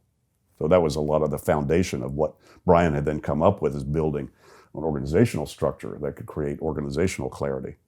And that's what you've used to build. That's what we've used. We were one of the first organizations that sort of dived in full bore with Brian and his work, and that was 9 years ago. Wow. Any words of advice if someone wants to jump in on that? Does it take just Google holacracy. Does it take a certain psychology or honesty with yourself or lack of ego? No, it takes, what it takes is, if anybody actually wanted to implement it, somebody has to be in a position of power to be able to give up that power. So it's kind of paradoxical. I had to be dictatorial that my company was actually going to do this. But then I had to sign off that I would let the purpose of the company drive the decisions, not my ego. So you have to be in a situation where the power is willing to give itself to where the power really needs to be distributed. So a lot of it's about distributing power appropriately. It's a very, very big thought. Almost sounds like a trust, like when someone puts a trust with their assets when they're no longer in control. But you only trust the system. They have to trust the process. Right. If you trust the process, you don't have to trust the people that much. But as Brian would tell you, people have to do GTD really in order to be able to make holacracy work, because you have to. Each individual then has to be able to take their piece that they've taken on and make sure that they manage that, so people don't have to keep holding their hand or clean up after them. Okay. And this has worked well for you. Yeah, absolutely. You're a unique guy, David, in that this whole movement and this business and thing, it never seems to be about your ego and how big can I be and how many people I can be in front of and the billions I can make. You always, this is all remnants of a guy that isn't the typical guy that writes the book that's the big seller that wants everyone's name, them be saying their name. Am I wrong in making that observation? No, I think that's pretty right. I was not even comfortable putting my name on the business, David Allen and Company, or having my picture on the book. But it was easier to sell a personality than a process. Right. Hi, come on in. Be totally accountable for all the commitments you've made in your life. What a sales pitch. I don't think so. But if I can sort of demonstrate, which I do a pretty good job of, what it's like to have nothing on your mind, be kind of relaxed. People meet me and they say, God, you're nothing like what I thought you'd be like. I thought you were going to be anal retentive and OCD and all that. And that's hardly my style. So a lot of it, I think, is kind of the medium is the message to some degree. And we actually started to change. In the early days, in the first edition of the book, and a lot of our work all came out of the corporate world. So we kind of made ourselves look corporate. So we kind of would fit in and not disturb anybody. But then we started to realize, especially with the later edition of the book and so forth, that we just needed to be more honest and authentic about who we were. And then just let the world come to us that want to come to us, being who we are. So, our website changed, it got more relaxed, I got more relaxed. I barely wear a tie unless I'm in Russia or somewhere, So, that was kind of a change that went along there as well. And those are not my key drivers. Right, and never really have been. Mm-mm. I mean, I like a nice lifestyle. That's fun, and it's fun to kind of win at this game, to do that. But that doesn't turn me on. What do you say to the people that are watching or listening that are, the housewife with the 3 kids, the 14-year-old girl, this is my stepdaughter I'm talking about, the 10-year-old boy, the grandpa out there who's already retired, who says, yeah, this isn't for me. This is for these other types, these type A personalities, blah, blah, blah. What do you say to them? Well, I usually don't talk to those people because they don't talk to me. you know. So I just tend to go where people recognize that they might want to do this. But this is eternal stuff. You know, we're teaching 9, 10, and 11-year-olds this now. So, you know, it's something, same principles, you know, and we just came out last summer with the GTD for Teens, you know, book. And it's just, it doesn't step down this information at all. It just puts it in, frames it for them. You know, a CEO who comes back from a board meeting, they need to empty their briefcase with all the notes they took and the business cards they collected or whatever, the receipts they need to hand off to somebody or whatever it is. 9-year-old just needs to empty his or her pack, you know, and make sure that mom gets the note that she needs to sign as opposed to it's slipped through a crack and she sees it 2 weeks late. Same principle, right? Just a little different application of it, a little different content. But the kids get it. They get it. You know. Do you think this will be taught in school someday? Because when you described this process earlier, about 40 minutes ago, it just thought to me, this seems like okay, maybe I'm a little crazy here, David, but this seems like a human right Yeah. to know how to do this. Yeah. And I think it's just getting more and more so. That's why the new edition of the book was really expanded. I didn't change the methodology, and a little more subtlety to it that I put in my understandings of it. But it was mostly to expand it to a much broader audience. I knew early on this worked for the clergy, it works for doctors, it works for kids, it works for students, it works for grandparents, it works for anybody. Anybody that's got a busy life that wants to have a clear head and more space to do more cool stuff. So just who's in that category? If they're not, hey, come on, there's enough people who are. Why leave America, and what's it like living in Europe? We wanted to get out of America for a reason that America is quite America-centric, as you know, and for good reason. I think it just seems far away from the rest of the world a lot, you know, and we kind of wanted to be out of there. Catherine, my wife, had never lived outside the country. She wanted to, you know, kind of get a change of pace. We saw people a little slightly older than us who were looking a lot more sedentary than we wanted to be. We were both active and healthy. We said, come on, let's throw the dart and have another adventure. You know, what the heck? So we looked around where we wanted to be, and we wanted to be on the continent. And we'd been to Amsterdam 2 or 3 times and loved the city. So we sort of threw the dart and said, let's do Amsterdam.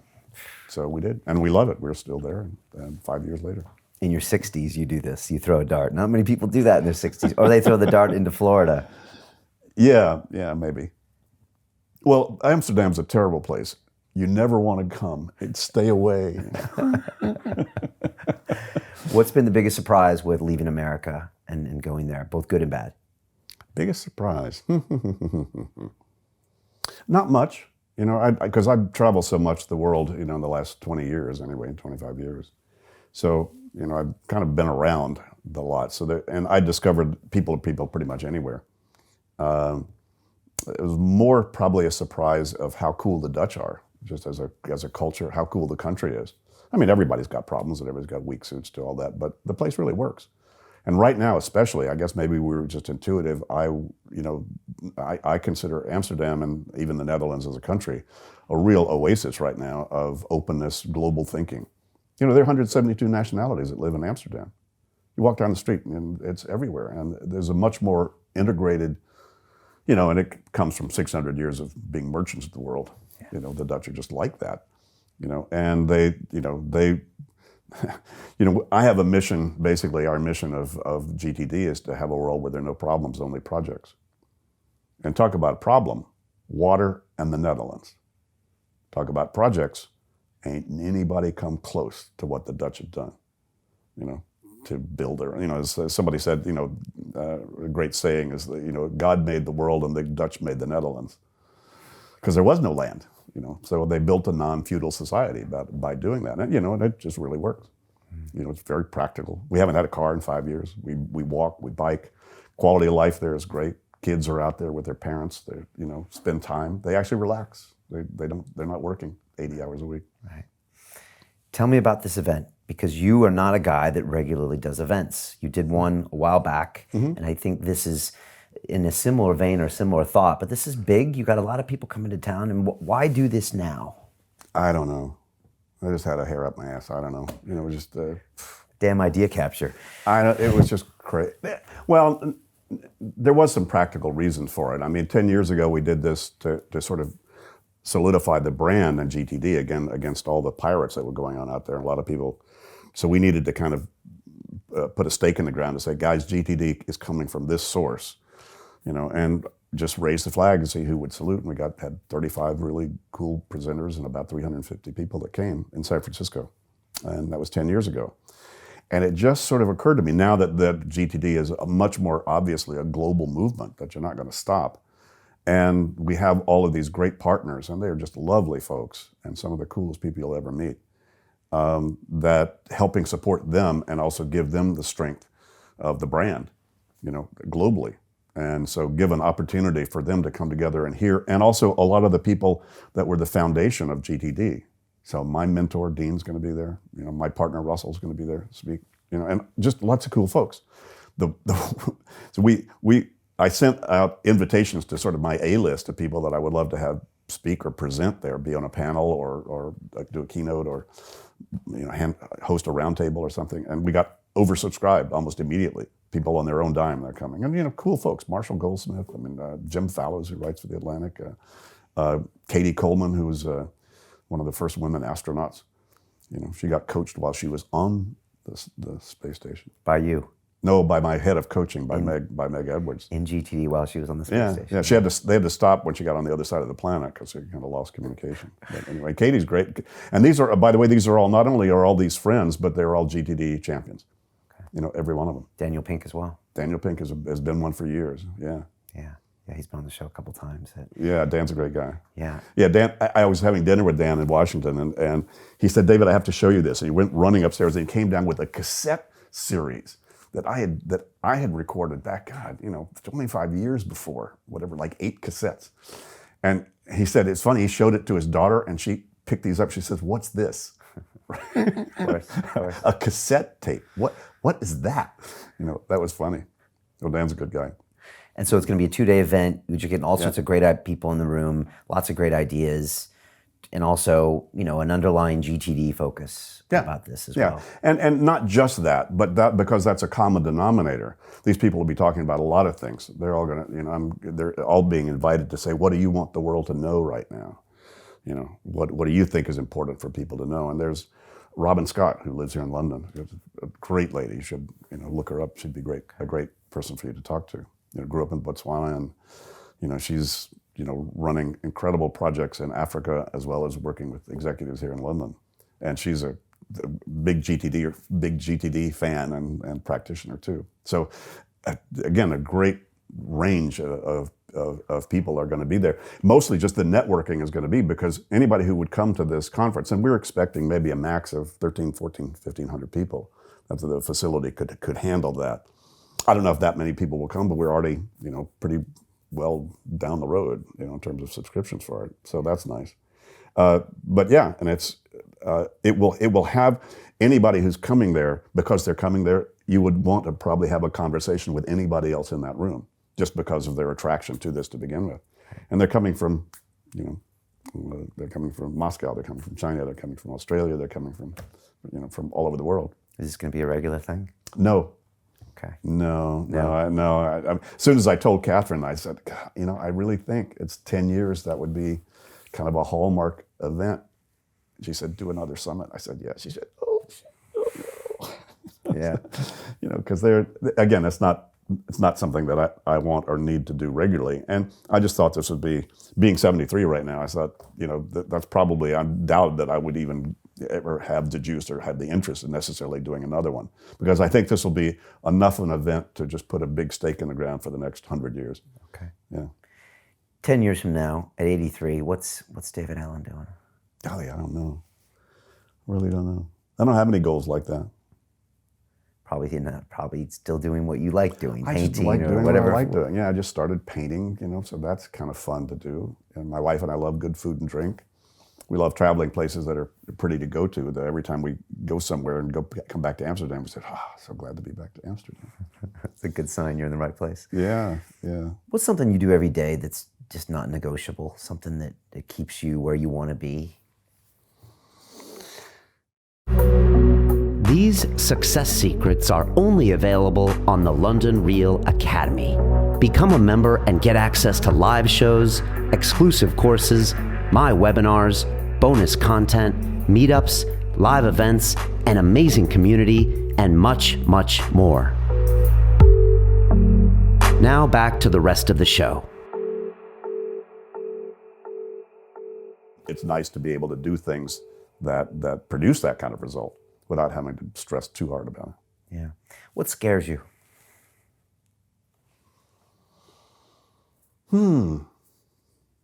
Gosh, nothing comes to mind right now. Let's see.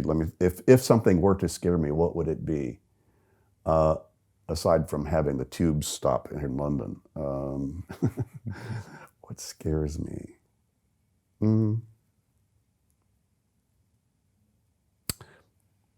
I don't really have. I can't think of anything that scares me. Are there things you feel like you still need to do on this level of consciousness? I think so. Level? Yeah, I think maybe that's probably the things that scares me. That what would scare me the most if I were to get scared would be getting bored. Okay. Kind of having done. Just writing the book was a big milestone in my life. To be able to get what I had learned and what I figured was valuable information for the planet into some sort of virtual form that people could pick it up without me being there.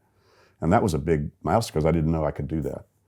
And once I'd done that, I said, I'm done, or could be done, But then I said, well, God's not finished with me yet, so, well, let me spend the rest of my life trying to figure out how to distribute this to people and get it to stick, which are not my areas of expertise. So, we've now incorporated and partnered with instructional designers and all kinds of people to help. So the training you experienced here was the result of not my instructional design, but some smarter people than me that knew how to do this and knew how to take this to some other levels. So some part of me, maybe if all that got so much under cruise control, then I go, well, what's next? And maybe I would just get bored, but that hasn't really happened yet. Every once in a while, I get a little tinge of that, and that's kind of scary. Right. Yeah. Yeah, it is a detailed system. I mean, I remember I went to that class in London, and I mean, we talk about these 5 steps, but you can go real deep on the GTD for sure. What would we be surprised to learn that David does in his spare time?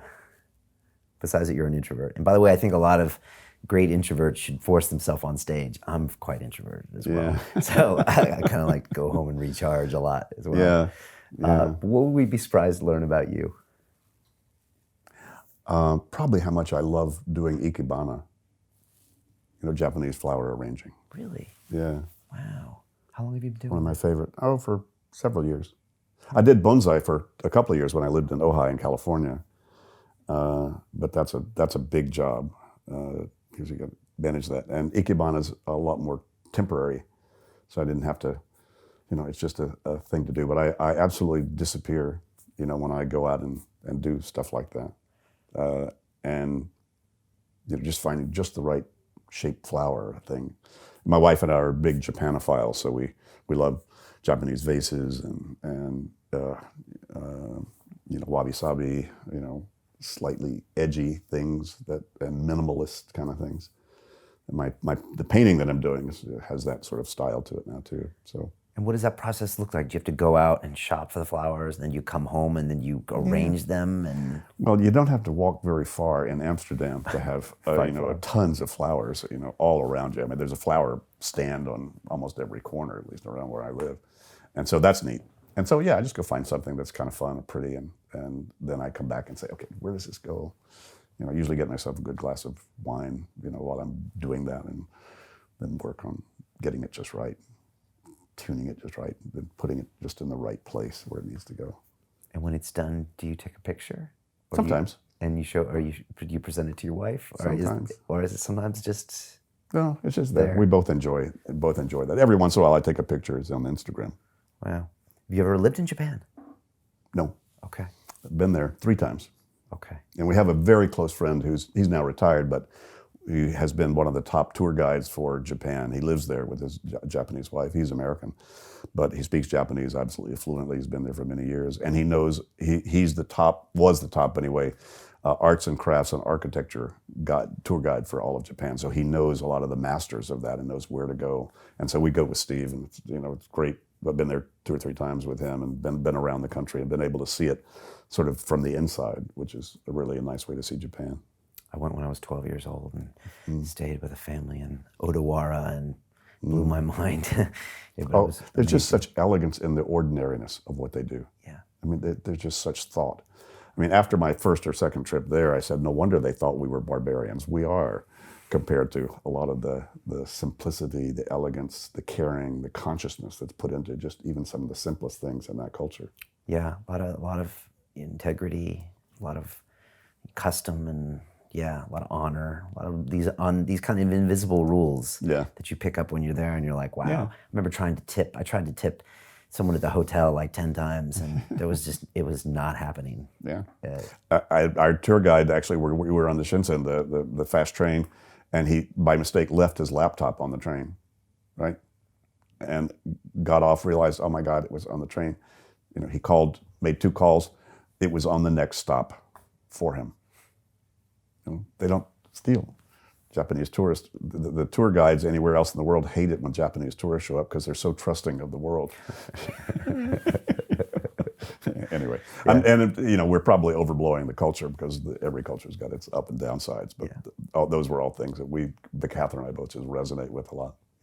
What keeps you awake at night? I mean, you read the news, you see what happens in the world. Is there anything that does? No, I sleep. I love to sleep. I have no trouble sleeping. Okay. You know.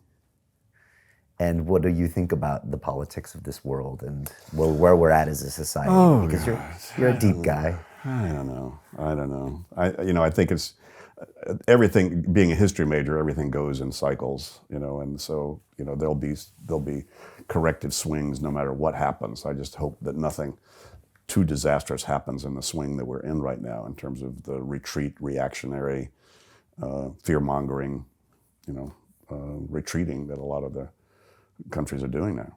So that's not the most fun, to pay attention to. So hopefully that will change, and the new world order will rear its head again. Does your knowledge of history make you feel comfortable that it is a cycle? Well, there's the first law of spirit in my experience is acceptance. So, I just as soon accept what's going on in the world and do the best I can to just keep putting positive vibes and do what I can to assist people to be better at it. At one point people were questioning why, at a certain stage, my partner and I were doing a lot of this kind of training in the aerospace industry in the U.S. People building bombs and jets and all that kind of stuff. People said, do you feel uncomfortable about that? I said, quite frankly, people do as much damage in a personal relationship with each other as even wars do to people. So I said, pick your battles, if you will. And also, I discovered in the longer term, just philosophically, I guess, or maybe spiritually, I figured if I can help people feel more in control of their life, more stable, then that will minimize their interest in doing those negative things. Because in my experience is most people, actually anybody, kind of like I never met him, Will Rogers, I never met a man I didn't like, It's kind of like everybody's really got a good thing to them. You and I were talking. I mean, when you sit and connect with people, you find out they're just people. Yeah. And so just connecting to the peopleness and letting people get more in control of their own life, GTD helps do that tremendously. Get in the driver's seat again. And then that builds a lot of confidence and of self. And confidence of self will then usually make you a lot freer and more comfortable being as good a person as you really are. Yeah. When I learned Transcendental Meditation, there was the Maharishi, I think, that was teaching it. And they always suppose something called the Maharishi effect, that if 1% of the population knew this, it would calm everyone down. You think GTD has that possibility as well? I don't know. But it's a nice thought. It's a nice thought. Well, in a way, people often ask, well, how does GTD affect an organization? I say, well, any one person in an organization gets GTD, it affects every single intersection that person has. So how many people are you intersecting with, Brian, on a weekly basis or a monthly basis, right? And so you doing this is going to affect, it's going to move you up the food chain, with every one of those relationships. It doesn't mean they're necessarily going to do it, but you're going to be keeping track of what they're doing you care about and what you have committed to that they care about. And that just builds trust, right, in the relationships that you have with everybody. And so we've watched this happen sort of osmotically as people start to catch this, it affects their whole ecosystem around them. And where two or more are gathered, that's really cool. Right. Yeah. We're gonna have to definitely think about some company-wide GTD implementation here. David, I always ask everyone a couple questions at the end. I'm gonna ask you, if you could pick up a magic phone and ring the 20-year-old David Allen, who I guess is at Berkeley at this point. No, maybe you're still in Sarasota at this point. And give that young man a bit of advice. What would you tell him based on who you are now and who he was then? Relax. Don't be too concerned, about what you need to do or whether it's right or not or whatever. Just, keep going. The 20-year-old in me was pretty adventurous anyway. And what would I tell me?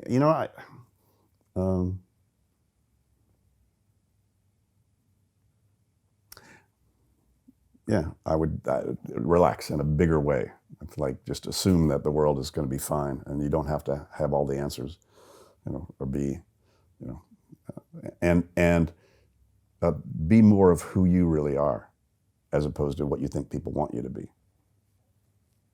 Well, that was something that all my personal growth training and a lot of that stuff helped train me about later on. But that would be my advice. But I think I took that my own advice, right. At least in doing that. By getting involved in a lot of that stuff. Was that 20-year-old kind of anxious to get it happening faster? Not really. I was just pretty much involved in whatever it is I put in front of my face to do next. And, not really at my 20-year-old, but I certainly got a piece of advice from sort of my inner guides or counselor, at some point, one of those freeway aha moments, and epiphanies. I kept going, I don't know what I need to do with my life, and should I do this, or should I do that, and should I do that? And this still small voice just popped into my head and said, David, do not worry about what you need to be doing in your life. You have created so much in this life and many others that you don't know about. All you need to do is deal with what's in front of you presently with as much elegance and excellence as you can. And the next thing will show up automatically. And I've never really gone back from that. When did you get that thought? 20s? That was probably in my mid to late 20s. That's powerful. Yeah, very powerful. And that's a lot of what GTD does for me. Let me just deal with this with elegance, finish this as much as possible.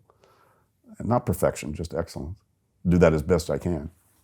And make this the best spaghetti I could make right now. Make this the best painting I could make right now. Not the best in the world, but the best I can do right now. Right. And as long as I'm at that level of, at my own best at whatever it is that I'm doing, and just complete it, as best I can, or call it finished whenever I need to, the next thing is going to show up. And it always has. Are there future lives coming down the pipe? In a way, no. My spiritual work is basically getting off the planet. So I would love for this to be, unless there's a reason to come back, and do other work. What does that mean, off the planet? Oh, it means literally, when I leave this body, I don't come back. Not as a human, or not ever. Not ever. Not ever. There are many other worlds, believe me. Right. I do believe you. I've seen a few of them, I think. It's funny, I had an ayahuasca ceremony in Costa Rica last summer, and what you were describing earlier, as far as not being in my head, thinking about all of the things, it's kind of one of the things I feel like happened during that ceremony, and allowed me to think about all the possibilities, to open my brain up to all these ideas and truths about the world. And it's an amazing space, where it does that, pharmaceutically, or whatever it is. And yeah, it kind of described that ultimate GTD state. Interesting.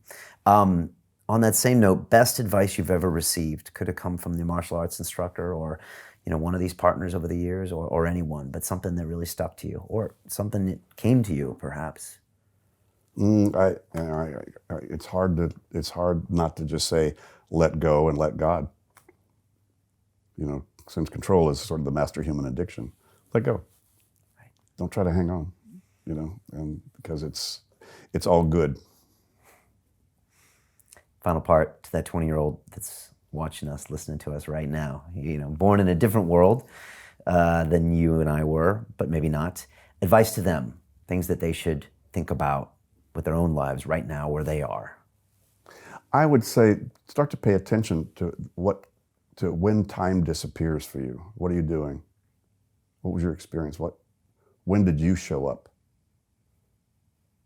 When would you say, God, if I could just have that kind of experience, what was that? And look around, not waiting to have it just show up again, but ask yourself, what could you do now in the world that you're in that might give you at least a little more of that consistent experience? What's your fantasy? And be a rock star, create great software, run the world, I don't know, whatever the fantasy is, and say, what do you think that would give you as an experience? A sense of completion, a sense of power, a sense of expressing myself, a sense of service, a sense of whatever. Say, well, great. What could make you feel more powerful now?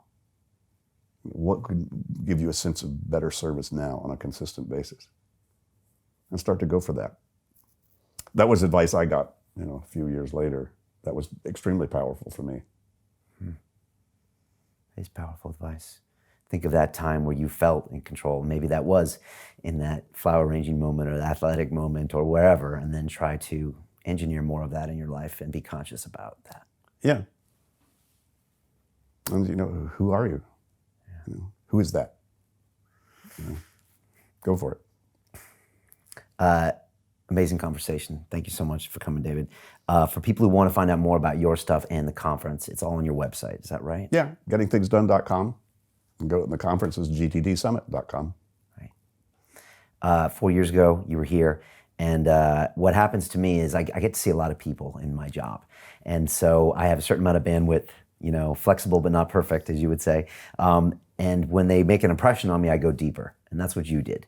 So I went deeper on the GT mindset. I went to one of your courses here in London, which was really opened up a big rabbit hole for me. Very well instructive, by the way. And I started implementing these things into my life, and I tell everyone about them, and students, and trying to tell people about this stuff all the time. So thank you for that, because and I still have got a ways to go, but it's really helped me a lot in that process. And I know a lot of people really enjoy you and everything you've done. So thank you for being you and just leading your life the way you lead it as well. I'm always impressed when I see you uprooting and going to Holland, because I just know so many people that would allow, I have family or this, not to do that. And I'd like to think I can do that, in my 60s or the rest of my life, where I can just pull up and say, hey, let's go for a new adventure. And it's really inspiring. So thank you very much for all that stuff, David.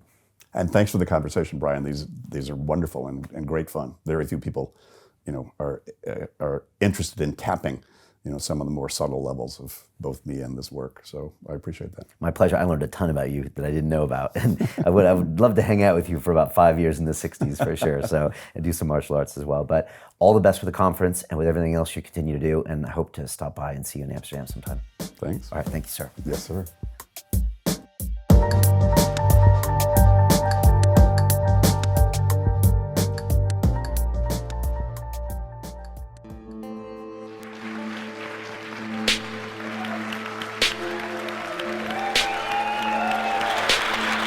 The critics who always speak behind my back, maybe I want to hear them remind me, he's back, the great pretender.